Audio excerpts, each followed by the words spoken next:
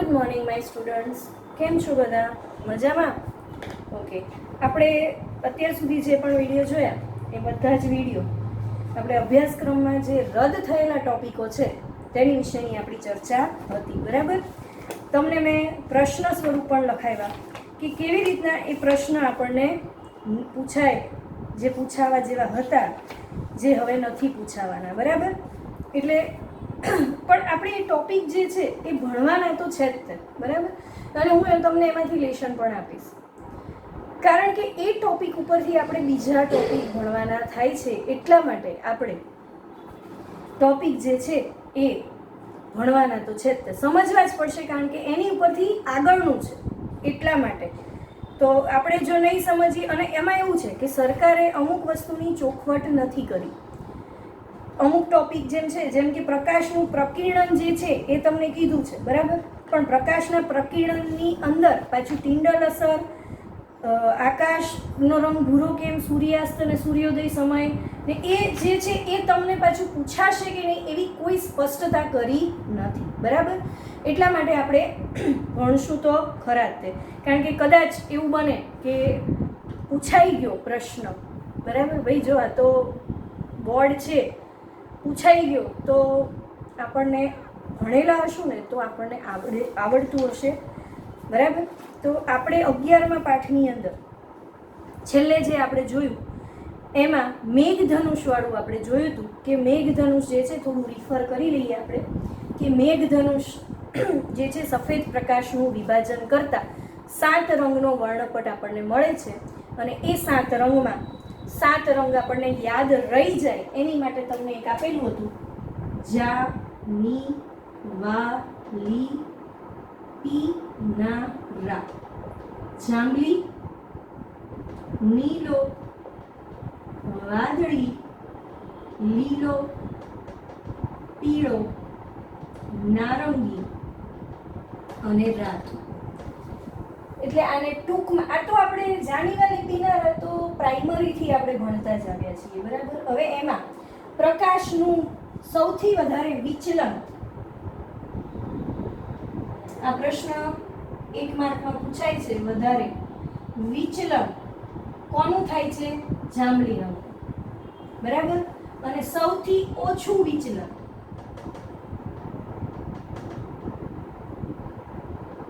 કોનું થાય છે? રાતો. રાતો એટલે કે લાલ કલરનું, બરાબર? હવે એક સવાલ એવો પણ આમાં આવશે કે ભયજનક સિગ્નલમાં લાલ રંગ એટલે કે રાતો રંગ શા માટે હોય છે?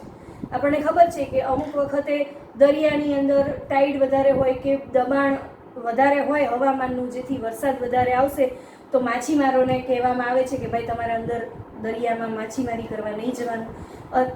એવું જે ભયજનક સિગ્નલ છે, અથવા તો કોઈ સિરિયસ છે તો ઓલાની ઉપર લાલ કલરની, એમ્બ્યુલન્સ ઉપર લાલ કલરની લાઇટ હોય છે, બરાબર ને? પછી ઓપરેશન હોય ત્યારે બહાર લાલ કલરની લાઇટ હોય છે, ભયજનક, બરાબર? તો કેમ એવું ભયજનક સિગ્નલની અંદર લાલ કલર છે? એનું વિચલન તો સૌથી ઓછું છે, તો એ જવાબ જ આમાં સમાયેલો છે. શું? તો કે એનું વિચલન સૌથી ઓછું હોવાથી એ પ્રકાશનું વિખેરણ બધે થતું નથી વાતાવરણમાં એનું વિખેરણ થતું નથી. વિખેરણ ન થવાને લીધે દૂરથી પણ તમે એ કલર જે છે એ જોઈ શકો છો, અને દૂરથી પણ આ કલર જોવાના કારણે ભયજનક સિગ્નલની અંદર લાલ કલરની લાઇટ નાખેલી હોય છે, જેથી દૂરથી પણ આપણે જોઈ શકીએ કે ભાઈ લાલ કલરનું સિગ્નલ લગાડાઈ ગયું છે એટલે ભય છે, ત્યાં આગળ ભય છે. જેનું વિચલન સૌથી વધારે હોય એટલે એ રંગ વાતાવરણમાં ફેલાઈ જાય એટલે એનું જે વિચલન, એટલો જે એનો દાયરો છે એટલામાં જ એ પ્રકાશ રહે છે. પછી દૂરથી તમે જુઓ તો તમને આ રંગનો પ્રકાશ દેખાતો નથી, બરાબર? તો આવો એક પ્રશ્ન પૂછાયેલો છે ઘણીવાર કે ભયજનક સિગ્નલમાં લાલ કલર શા માટે હોય છે, બરાબર? તો એનો જવાબ આ રીતે તમારે લખવાનો હોય, કારણ કે એનું વિચલન સૌથી ઓછું હોવાથી દૂરથી પણ આ રંગ આપણને બતાઈ જાય છે, તેથી ભયજનક સિગ્નલ દૂરથી પણ આપણે ઓળખી શકીએ છીએ, જેના લીધે રંગ લાલ છે, બરાબર? પછી મેઘધનુષમાં ગૌણ મેઘધનુષ કોને કહેવાય અને મુખ્ય મેઘધનુષ કોને કહેવાય એ પણ આપણે ભણી ગયા. હવે આપણે જોઈએ એની પછીનો ટોપિક વાતાવરણીય વક્રીભવન. બરાબર.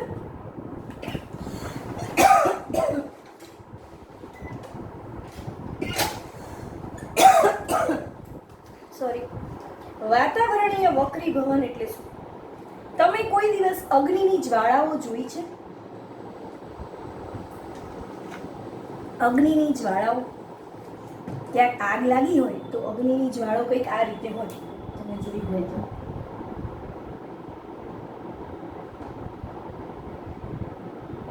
આ રીતે અગ્નિની જ્વાળાઓ હોય છે. બરાબર. ઉષ્ણતા પ્રસારક યંત્ર એટલે કે રેડિએટરમાંથી નીકળતી પ્રક્ષુબ્ધ ગરમ હવામાંથી કોઈ પદાર્થની અનિયમિત અસ્થિર ગતિ અથવા તો ટમટમાટ જોઈ હશે.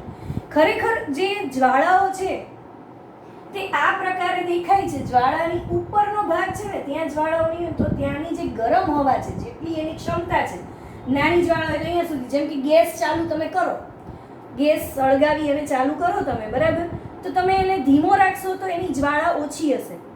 ફૂલ રાખશો ને ત્યારે તમને દેખાશે કે એની જ્વાળાઓનો ક્ષમતા આટલી હશે, તેમ છતાં ઉપર આપણને ગરમ વરાળની પણ જાય દેખાય છે. બરાબર. તો એ શું છે? તો કે વાતાવરણનું વક્રીભવન એમાં હોય છે. એટલે જ્વાળાના વાતાવરણની અંદર આ જ્વાળાનું આ રંગનું વક્રીભવન થતું હોવાથી આપણને એની જે જ્યાં સુધી ઝાડ છે એનાથી થોડું ઉપર પણ આપણને એ દેખાય છે. ત્યાં આગળ ગરમ હવા છે એવું દેખાય. પછી બીજું એક તમે ખાસ વધારે બધાએ જોયું હશે કે મૃગજળ એટલે કે ઝાંઝવાના નીર આપણે એને કહીએ છીએ, કે ગરમીની અંદર રસ્તા ઉપર તમે જુઓ તો તમને નીચેની સાઈડથી તમે જુઓ તો તમને એવું દેખાય કે રોડ ઉપર પાણી હોય છે, પણ ખરેખર એ પાણી હોતું નથી. એનું કારણ શું છે? તો કે પૃથ્વી જે છે એ ગરમ તાપમાનથી તપેલી છે. બરાબર. અને એ તાપમાનના લીધે એમાંથી વરાળ નીકળે છે. એનું શું થાય છે? વાતાવરણમાં વક્રીભવન થાય છે. આપણી આંખની દ્રષ્ટિ એ વરાળ ઉપર પડે છે ત્યારે એનું વક્રીભવન થઈ અને આપણને એ પાણી છે એવો આભાસ કરાવે છે, જેને આપણે મૃગજળ અથવા તો ઝાંઝવાના નીર એવું કહીએ છીએ. બરાબર. ગરમ હવા પોતાના ઉપરની ઠંડી હવા કરતાં પાતળી એટલે કે ઓછી ઘનતાવાળી હોવાથી વક્રીભવન ઠંડી હવા કરતાં થોડો ઓછો હોય છે. એટલે વક્રીભવનકારકની ભૌતિક પરિસ્થિતિ સ્થિર રહેતી નથી. એટલે કે ગરમવાળી જે પરિસ્થિતિ છે એ સ્થિર નથી રહેતી. ઉપર જાય એટલે આપણને લાગે કે થોડીક હવા કેવી થઈ? ઓછી ગરમ થઈ. અને આપણને ખબર છે કે આપણે પર્વત ઉપર જઈએ, જેમ જેમ ઊંચે ઊંચે જતા જઈએ એમ એમ હવા કેવી થતી જાય છે? પાતળી થતી જાય છે. શ્વાસ લેવા લાયક હવા રહેતી નથી. બરાબર. કેમ? તો કે ઉપર જેમ જેમ જતા જશું એમ એમ શું થશે? હવા પાતળી થતી જાય છે. એટલે ઓક્સિજનનું પ્રમાણ જે લેવલ છે એ કેવું થતું જાય છે? ઓછું. જેના લીધે આપણને ઓક્સિજન આપણે જે પ્રમાણેમાં જે સ્વરૂપમાં લઈએ છીએ એ સ્વરૂપમાં આપણને પૂર્ણ રીતે નથી મળતો. એટલે પર્વતારોહકોને ઓક્સિજનના બાટલા સાથે જવાની જરૂર પડે છે. બરાબર. વસ્તુનું દેખીતું સ્થાન ગરમ હવામાંથી જોવાને કારણે સતત બદલાયા કરે છે. જેમ જેમ આપણે નજીક જશું,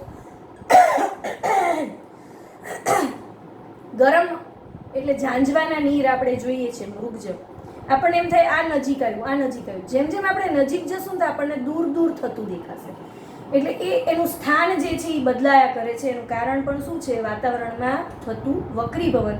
ગરમ હવા જેમ જેમ આપણે ઉપર જોશું એમ એમ શું થશે? એ પાતળી થતી જાય, જેના લીધે એનું વક્રીભવન થવાથી એનું સ્થાન એક જગ્યાએ આપણને દેખાતું નથી. બરાબર. સ્થાનીય પર્યાવરણમાં નાના પાયે થતા વાતાવરણીય વક્રીભવન એટલે કે વાતાવરણને કારણે થતું પ્રકાશનું વક્રીભવન. તો આ સેમ વસ્તુ આપણે બ્રહ્માંડમાં જોઈ શકીએ. કઈ રીતે? સૂર્ય ઉગેલો હોય છે. બરાબર. તો સૂર્ય જે ઉગેલો છે એના લીધે આપણે આકાશમાં જોઈ શકીએ છીએ? નથી જોઈ શકતા. કેમ? એનું તાપમાન જ એટલું બધું વધારે છે.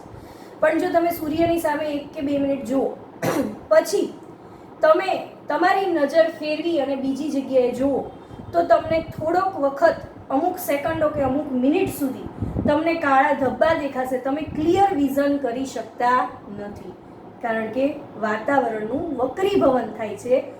ગરમ હવા જે છે એ તમારા દ્રષ્ટિ સાથે વક્રીભવન થઈને તમને એ જે દ્રશ્ય છે એ જ દ્રશ્યનો ભાસ થાય છે, કે તમે એ જ પ્રકાશ જે છે એને તમે જુઓ છો અમુક સેકન્ડો સુધી, જેથી એનો આભાસ થાય છે. એ ખરેખર એવું હોતું નથી. થોડીક વાર રહીને તમે આંખ બંધ કરીને થોડીક વાર રહીને ફરી જોશો તો ત્યારે પાછું વિઝન જે છે એ આપણું ક્લિયર થઈ જાય છે, વસ્તુ આપણને દેખાવા માંડે છે. તારાઓનું ટમટમવું એ ખૂબ મોટા પાયે જોવા મળતી આવી જ એક ઘટના છે. તો ચલો આપણે આ ઘટનાને પણ સમજીએ.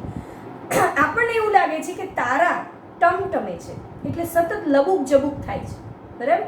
પણ ખરેખર તારાઓ ટમટમતા નથી. તારાઓ ન્યુક્લિયર સહલયનની પ્રક્રિયા દ્વારા પોતાનામાં પ્રકાશ ઉત્પન્ન કરે છે. હવે આ તારાઓ વિશેનો પણ એક ઇતિહાસ છે. ગયા જે જૂનું આપણું હતું 10મું, એમાં એક પાઠ આવતો હતો બ્રહ્માંડ કરીને. એમાં તારાઓ વિશેનો આખો ઇતિહાસ હતો. એ બ્રહ્માંડનો પાઠ ભણવાની ખૂબ મજા આવતી. બ્રહ્માંડ વિશેના ઘણા બધા રહસ્યો આપણને ખ્યાલ આવતા. પણ અત્યારે તમારે એ પાઠ નીકળી ગયો છે એટલે ફરી ક્યારેક આપણે એ જાણવા પૂરતું પણ આપણે એ પાઠનું કહેશું. જાણવા પૂરતો એકાદો વિડીયો બનાવશું, બરાબર? તારાઓ જન્મે છે, તારાઓ હલનચલન કરે છે, તારાઓ જુવાન થાય છે, તારાઓ વૃદ્ધ થાય છે અને તારાઓ મરે પણ છે. હવે તમને એમ થાય કે બેન તારાઓ કંઈ થોડા જન્મે? હા, તારાઓના તાપમાનનો રંગ એટલે તારાઓના ચમક, એના પ્રકાશ ઉપરથી એને ઓળખી શકાય છે કે આ તારો બાળ તારો છે એટલે કે શિશુ તારો છે, જુવાન તારો છે કે વૃદ્ધ તારો છે. હવે તારાઓ જ્યારે જન્મે છે ત્યારે એમાં પ્રકાશ થોડો ઓછો હોય છે. જુવાન તારો થાય એટલે એનો પ્રકાશ થોડો વધી જાય, એકદમ પ્રકાશિત થઈ જાય. વૃદ્ધતા તરફ થાય ત્યારે એ લાલ તારો બને અને જ્યારે મરી જાય ત્યારે એક લીસોટો બની અને નીચે ખરી પડે છે અને પોતાનો પ્રકાશ ગુમાવી દે છે. એ નીચે પડતા પડતા જ્યારે પોતાનો પ્રકાશ ગુમાવી દે છે એને આપણે ઉલ્કા કહીએ છીએ, અથવા તો આપણે એક ખરતા તારાઓ તરીકે પણ એને ઓળખીએ છીએ. શૂટિંગ સ્ટાર તમારે 8મા ધોરણમાં આવી ગયું ખરતા તારાઓ વિશેનું, બરાબર? એને આપણે ખરતા તારાઓ પણ કહીશું. અને એ જે પ્રકાશ વગરના આવા અવકાશી પદાર્થો નીચે પડે છે તેને આપણે ઉલ્કાઓ કહીએ છીએ, બરાબર? તારાઓના પ્રકાશનું વાતાવરણનું વક્રીભવન થવાથી તારાઓ આપણને ટમટમતા લાગે. એટલે તારાઓ જે જગ્યાએ છે, સોરી સ્ટાર દોરતા ભૂલી ગયા, બોલો કેવી રીતના હોય, બરાબર ને? હું ભૂલી ગઈ સ્ટાર કેમ દોરવાનું. ઓલું ચતુષ્કોણ દોરીએ, બેન્ઝીન દોરીએ, એવું બધું યાદ આવી ગયું. એવું થયું વિજ્ઞાન. ચલો કંઈ નહીં, તો ચાલો. કેમ અહીંયા તમારી આંખ છે, સરસ મજાની આંખ છે ભાઈ. તારા ઉપર તમારી દ્રષ્ટિ પડે છે, બરાબર? તો દ્રષ્ટિ જ્યારે તારા ઉપર પડે છે ને, તારાઓ આપણાથી કેટલાય બધા દૂર છે, કેટલાય પ્રકાશ વર્ષ, કિલોમીટરથી પણ વધારે પ્રકાશ વર્ષ. એક પ્રકાશ વર્ષ એટલે 946 ગુણ્યા 1022 કિલોમીટર થયું, બરાબર? 946 ગુણ્યા 1022 કિલોમીટર એક પ્રકાશ વર્ષ. તો હવે આ ઘણા બધા દૂર છે, ત્યાં વચ્ચે વાતાવરણ આવે છે. આપણે પૃથ્વી ઉપર છીએ એટલે આપણી અહીંની હવા જે છે એનું હવાનું માધ્યમ અહીંયાનું જે છે એ કેવું છે? હવાનું માધ્યમ જાડું છે અને અહીંયા આગળ હવાનું માધ્યમ પાતળું છે. એટલે જ્યારે એક માધ્યમમાંથી બીજા માધ્યમમાં પ્રવેશ, એટલે જાડા માધ્યમમાંથી પાતળા માધ્યમમાં જ્યારે આપણી દ્રષ્ટિનું કેન્દ્ર પ્રવેશે છે ત્યારે જે જગ્યાએ આપણે જોવાનું છે એ દ્રષ્ટિ બિંદુ થોડું શું થઈ જશે? વંકાશે. એટલે જે જગ્યાએ આ સ્ટાર આવેલો છે એની બદલે આ સ્ટાર એનાથી થોડોક દૂર ઉપર આમ અથવા તો આમ અથવા તો આમ એ રીતે તમને દેખાશે. પણ આના જે પ્રકાશની જાય છે એ જાય ત્યાંની ત્યાં જ દેખાશે. એટલે તમને અહીંયા પણ પ્રકાશ દેખાશે અને અહીંયા પણ પ્રકાશ દેખાશે. તમારા વાતાવરણના લીધે તમારી આંખના દ્રષ્ટિનું કેન્દ્ર વક્રીભવન પામતું હોવાથી તમને આ તારાની જગ્યા ત્યાં જે તારો જ્યાં છે એની કરતાં થોડુંક દૂર દેખાય છે, પણ એના પ્રકાશની જાય તો ત્યાં તમને દેખાય છે. એટલે બંને જગ્યાએ તમને પ્રકાશ આવો દેખાતો હોવાથી અને વાતાવરણ અહીંયા આગળ જાડું માધ્યમ હવાનું ને અહીંયા પાતળું હોવાથી તારો તમને ટમટમે છે એવું દેખાય છે. બરાબર. વક્રી ભવનાંકમાં ક્રમિક ફેરફાર થાય કારણ કે બંને માધ્યમ કેવા છે? સાવ અલગ. કે માધ્યમ એક જ હવાનું, પણ અલગ કઈ રીતે? તો કે નીચે હવા જાડી હોય અને ઉપરનું માધ્યમ કેવું છે? પાતળી હવાનું. બરાબર. એટલે તારાનું આભાસી સ્થાન એના મૂળ સ્થાન કરતાં થોડું ખસેલું હોય છે, જેના લીધે એના વક્રી ભવનાંકમાં થોડો ફેરફાર થાય અને તારાઓના પ્રકાશને લંબ તરફ વાળે છે, જેથી તારાઓ આપણને થોડાક ઉપર દેખાય છે. એટલે આપણને પ્રકાશની જાય તો નીચે દેખાય, એટલે આપણને શું લાગે? બંને બાજુ પ્રકાશ દેખાય, એટલે આપણને ટમટમે છે એવું લાગે. બરાબર. પૃથ્વીના વાતાવરણની ભૌતિક પરિસ્થિતિ સ્થાયી ન હોવાથી તારાનું દેખીશું સ્થાન પણ શું છે? સ્થિર હોતું નથી અને બદલ્યા કરે છે. તારાઓ પૃથ્વીથી ઘણા દૂર હોવાથી તેમને પ્રકાશના બિંદુવત ઉદ્ગમો કહેવાય છે. ખરેખર તારાઓ તો ઘણા મોટા છે. સૂર્ય પોતે જ એક સૌથી મોટો તારો છે. બરાબર. પણ આપણને અહીંયાથી એ કેવા દેખાય છે? ખૂબ નાના. બરાબર. કારણ કે કેટલાય કિલોમીટર દૂર છે આપણાથી. અને આપણી આંખમાં પ્રવેશતા તારાના પ્રકાશની માત્રા પણ અનિયમિતપણે બદલ્યા કરે છે, જેથી તારો કોઈ વાર પ્રકાશિત દેખાય અને કોઈ વાર આપણને તારો ઝાંખો બતાય છે. એટલે એ શું છે? ટમટમે છે એવું આપણને દેખાય છે. બરાબર. એટલે તારાઓ ખરેખર ટમટમતા નથી. બીજું, તારાઓ હલનચલન કરે છે એવી આપણે વાત કરી ને, તો તારાઓ કઈ રીતે હલનચલન કરે છે? તો કે 1 ડિગ્રી કોણાનું વર્તન કરે છે. કોણાનું વર્તન એટલે આ કોણાનું વર્તન કહેવાય. આ કોણ પ્રમાણે વર્તન કરે છે. એટલે તારો જો અહીંયા હોય તો એક આ પ્રમાણે કેટલું? 1 ડિગ્રી જેટલું. આ જે ઉપર છે ને નિશાની આવી એને ડિગ્રી કહેવાય. 1 ડિગ્રી જેટલું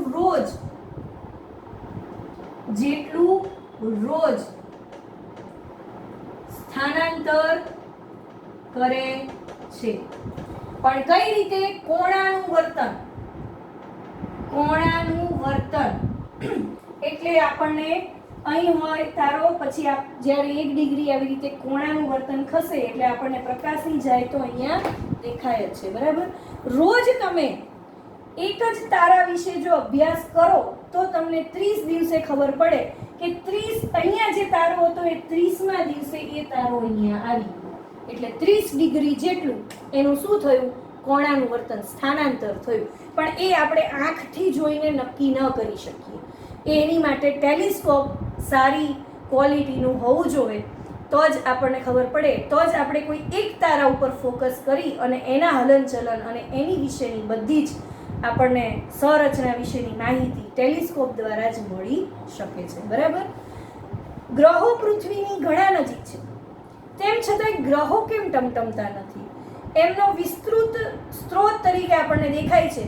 આપણે ગ્રહને બિંદુવત પ્રકાશના ઉદ્ગમના સમૂહ તરીકે ગણીએ તો બધા જ બિંદુવત પ્રકાશ ઉદ્ગમોથી આપણી આંખોમાં પ્રવેશ કરતા પ્રકાશની માત્રામાં કુલ પરિવર્તનનું મૂલ્ય કેવું થઈ જાય? 0.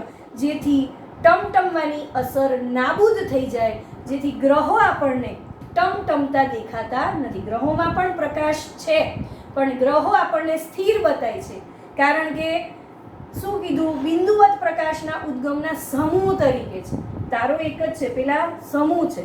એ સમૂહમાં બધા જ નો પ્રકાશ ભેગો થાય એટલે એનું પરાવર્તનનું જે મૂલ્ય થાય આટલા બધાનું એક સાથે, એટલે આપણને એક આખું કિરણપુંજ બતાય. એ તમને સમજાવું કઈ રીતે. જો આપણે આવું 10મા પાઠમાં ભણી ગયા હતા જ્યારે આપણે અરીસાઓ જોયા હતા. શું થાય? એક અલગ અલગ બિંદુથી આ પ્રકાશ ઉત્પન્ન થાય ત્યારે કોઈ એક જગ્યાએ આ પ્રકાશનું બિંદુ કેવું થઈ જાય? પ્રકાશનું ઉદ્ગમ સ્થાન કહેવાય. પ્રકાશનું ઉદ્ગમ બિંદુ. જેથી ગ્રહો જે છે એ આપણને ટમટમતા નથી દેખાતા, એ આવી રીતે પ્રકાશમય દેખાય છે,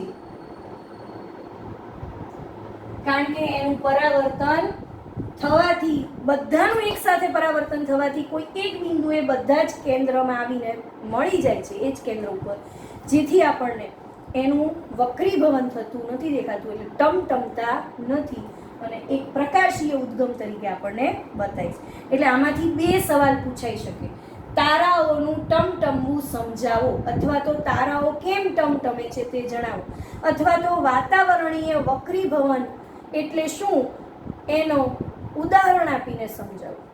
ગ્રહો પૃથ્વીથી નજીક હોવા છતાંય શા માટે ટમટમતા નથી, આવી રીતના પ્રશ્નો પૂછાઈ શકે. બરાબર.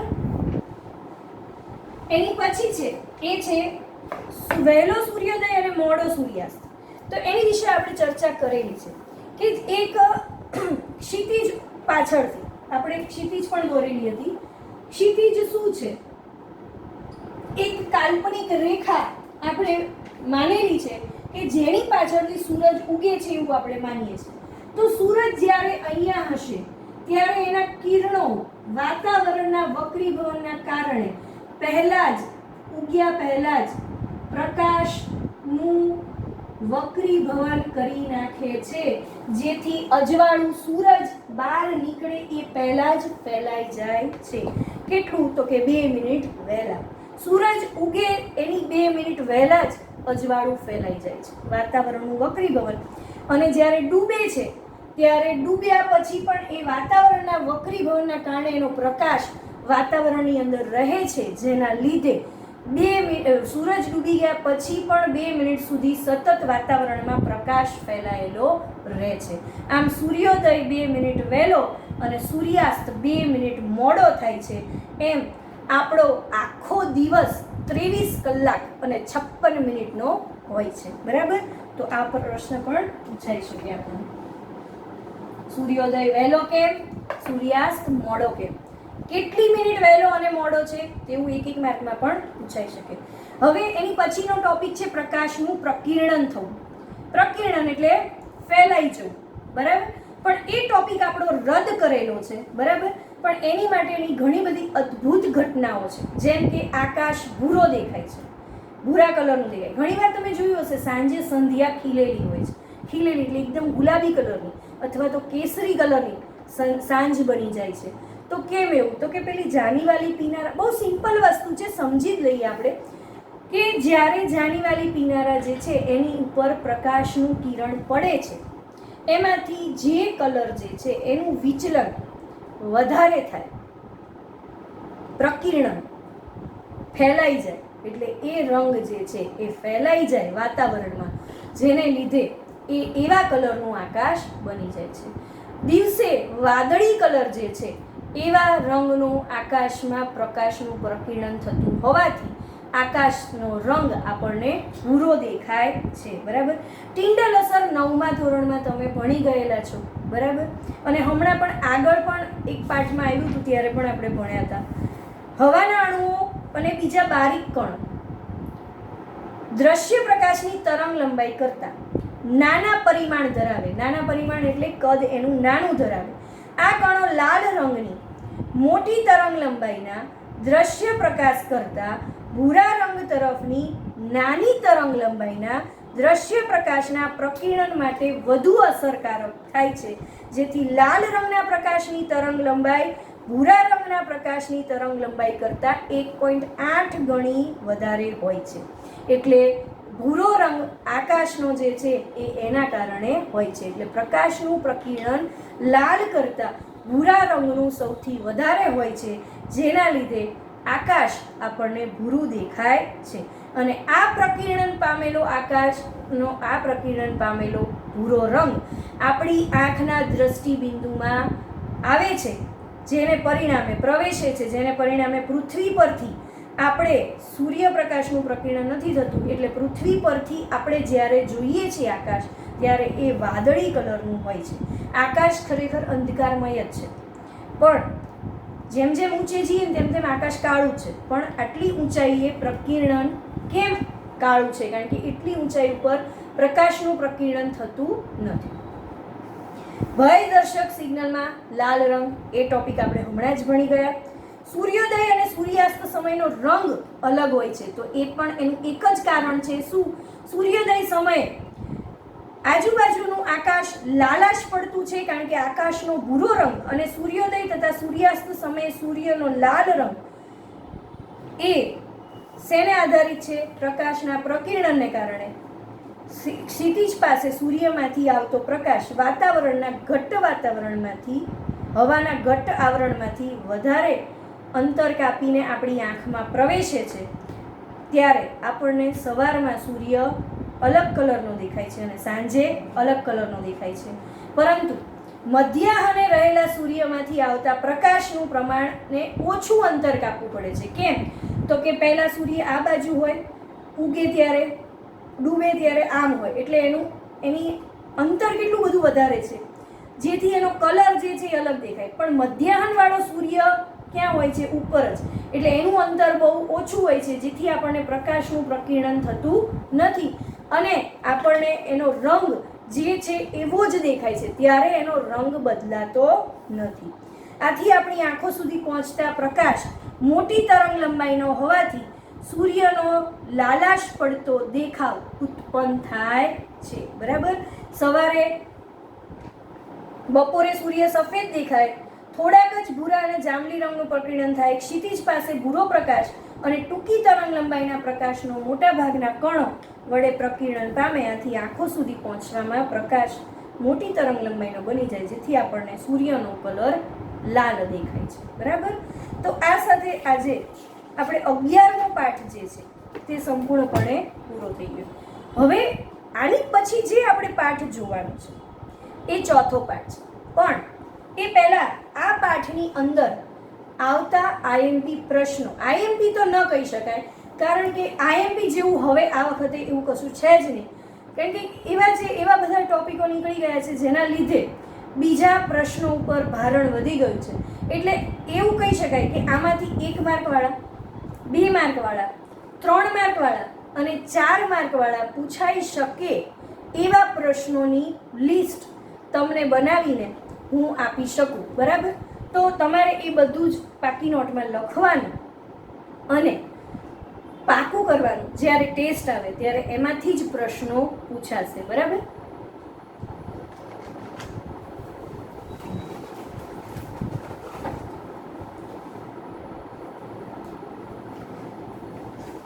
એટલે 11મા પાઠમાં માનવ આંખ જે છે એ નીકળી ગઈ છે, એટલે માનવ આંખ પૂછાવાની નથી. બરાબર?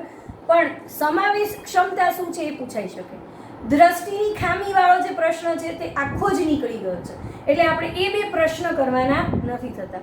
કયા? તો કે માનવ આંખની સંરચના આકૃતિવાળો આખો, પ્લસ દ્રષ્ટિની ખામી એટલે શું અને એનું નિવારણ કેવી રીતે. એટલે દ્રષ્ટિની ખામીના 3 પ્રકાર: લઘુ દ્રષ્ટિ, ગુરુ દ્રષ્ટિ અને પ્રેસ બાયોપિયા. ત્રણેયની વ્યાખ્યા, ત્રણેય વિશેના નિવારણ અને એની આકૃતિઓ પણ જે હતી એ બધું જ નીકળી ગયું છે. બરાબર? પણ સમાવેશ ક્ષમતા એટલે શું એ 1 માર્કમાં પૂછાય, 2 માર્કમાં પણ પૂછી શકાય. કઈ રીતે? તો કે 1 માર્કમાં એમ પૂછાય કે સામાન્ય માણસની દૂરની સમાવેશ ક્ષમતા કેટલી, અથવા તો દૂરની અને નજીકની સમાવેશ ક્ષમતા જણાવો, અથવા તો સમાવેશ ક્ષમતા વિશે નોંધ લખો. તો 2 માર્કમાં એવું પૂછાય. 1 માર્કમાં ખાલી સમાવેશ ક્ષમતા કેટલી એવું પૂછાય. એની પછીનું પ્રકાશનું પ્રકિરણ, પ્રકાશનું વિભાજન, સફેદ પ્રકાશનું વિભાજન, વર્ણપટ મળે, મેઘધનુષ મળે, તારાઓનું ટમટમવું, સૂર્યોદય મોડો, સૂર્યોદય વહેલો, સૂર્યાસ્ત મોડો, આપણો સમય દિવસનો 23 કલાક અને 56 મિનિટનો. ખાસ યાદ રાખજો, 1 માર્કના સવાલમાં પૂછાઈ શકે છે. બરાબર? ટિંડલ અસર આપણે સમજી ચૂક્યા છીએ 9મામાં, તેમ છતાંય ફરી એકવાર તમને કહી દઉં કે ગાઢ જંગલ હોય. બરાબર? ગાઢ જંગલમાંથી કોઈ વચ્ચેનો આટલો કટકો કાપી નાખ્યો હોય તો પ્રકાશ જે સૂર્યપ્રકાશ છે એ સીધો આ રીતે પડે છે. બરાબર? અને આ રીતે જે પડે છે એટલે પ્રકાશનો પથ બને. પથ એટલે માર્ગ. ત્યારે જે અસર ઉત્પન્ન થાય તેને ટિંડલ અસર કહે છે. અથવા તો આનું બીજું ઉદાહરણ આપણને ખબર છે કે અંધારા ઓરડામાં બારણામાં આવતું કી હોલમાંથી પ્રવેશતો પ્રકાશનો આખો માર્ગ બને છે, ત્યારે ટિન્ડલ અસર સર્જાય છે. બરાબર. ત્રીજું ઉદાહરણ કે વનસ્પતિ ઉપર સવારમાં ઝાકળનું બિંદુ પડ્યું હોય તો એની ઉપર જ્યારે સૂર્યપ્રકાશનું પ્રથમ કિરણ પડે છે ત્યારે એ કિરણ એની ઉપર પડતા પાછળ એક વર્ણપટ ઉદ્ભવે છે. એ અસરને આપણે શું કહીએ છીએ? ટિન્ડલ અસર. અને આ સમજાવ્યું હતું મેં એકવાર, ત્યારે તમને મેં પૂછ્યું હતું કે એને ગુજરાતીમાં શું કહેવાય, એ તમારે મને દર્શનભાઈને પૂછીને કહેવાનું છે. બરાબર. તો તમે મને 9મા વાળાને આવે છે આ ટિન્ડલ અસર, એને એ લોકોને પૂછ્યો તો આ જ સવાલ, તો એ લોકોના બધાના મેસેજ આવ્યા. પણ 10મા વાળા કોઈ તસદી લેતા નથી કે ભાઈ આ નવું કંઈક જાણવા આપણને મળે છે, એવી કંઈ તસદી લેતા નથી. તો આ વખતે તમે મને કહેશો, ફરીવાર કહું શું, તો કે વનસ્પતિના પાંદડા ઉપર સવારમાં ઝાકળનું બિંદુ પડે છે. એ બિંદુ ઉપર સૂર્યનું પ્રથમ કિરણ પડે અને પ્રકાશ ઉત્પન્ન કરે છે. એ બિંદુની પાછળ જે આખો વર્ણપટ પ્રકાશનો ઉત્પન્ન થાય છે એને ગુજરાતી ભાષામાં શું કહેવાય? વૈજ્ઞાનિક ભાષામાં તો ટિન્ડલ અસર કહેવાય, એ આપણને ખબર છે, પણ ગુજરાતીમાં એને શું કહેવાય એ તમારે ગુજરાતીના શિક્ષકને પૂછી અને મને જણાવવાનું છે. બરાબર. સાથે આપણે 11મો પાઠ પૂરો થયો છે. એના પ્રશ્નોની PDF તમને મોકલી દઈશ. ઓકે. તો till then stay home, stay safe. હવે આપણે જે પાઠ શરૂ થવાનો છે તે ચોથો છે અને અતિ મહત્વનો પાઠ છે, હાઇડ્રોકાર્બન વાળો. એમાં તો પ્રસ્તાવના જ ઘણી મોટી છે. બરાબર. તો એ આવડશે તો જ આપણને આવડશે. એટલે ફર્સ્ટ લેક્ચર જે છે પાર્ટ 1 એ ચૂકતા નહીં, નહીતર નહીં સમજાય. અને આગળ જો સાયન્સ લેવાની ઈચ્છા હશે તો આખું કેમેસ્ટ્રી નહીં સમજાય. આ ચોથા પાર્ટ ઉપર જ આખું કેમેસ્ટ્રી છે. ઓકે. તો બધા ધ્યાન રાખજો, વાંચતા રહો, keep reading, keep smiling, keep safe. Okay. Thank you.